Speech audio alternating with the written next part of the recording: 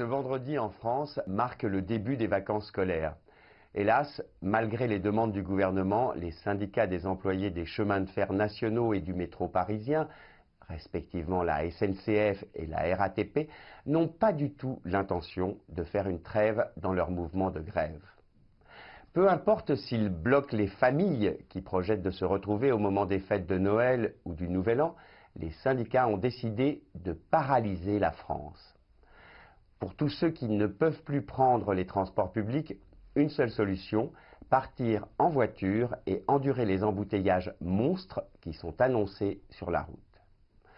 L'autre conséquence de ce blocage des moyens de transport, c'est que, particulièrement en région parisienne, dans les hôtels, restaurants et salles de spectacle, les Français comme les étrangers annulent leur venue plutôt que de tomber dans la galère. Dans ces secteurs, depuis le début du mouvement de grève, le chiffre d'affaires a baissé de 30 à 50% dans la capitale. Et pour ce qui est des cadeaux de Noël, là aussi, le commerce n'est pas à la fête.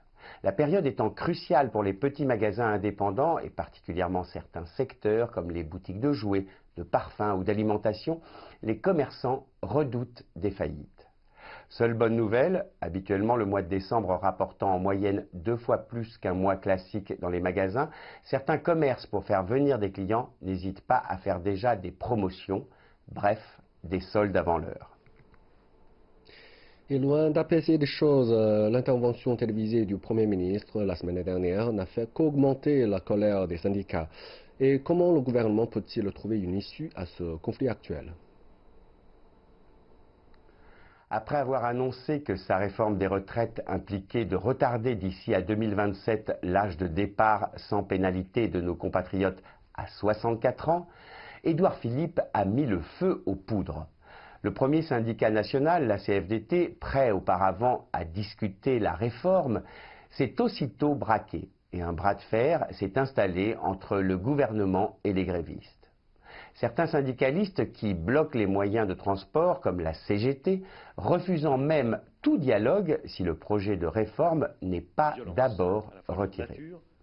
Le Premier ministre français a déclaré qu'il ne souhaitait ni vainqueur ni vaincu.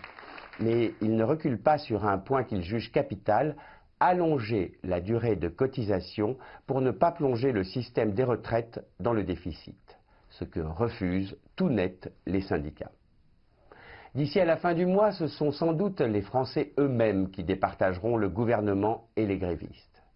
Si le blocage devient insupportable, la grève, qui est jusqu'à présent comprise et plutôt soutenue dans l'opinion publique, pourrait bien devenir détestée de la majorité des Français.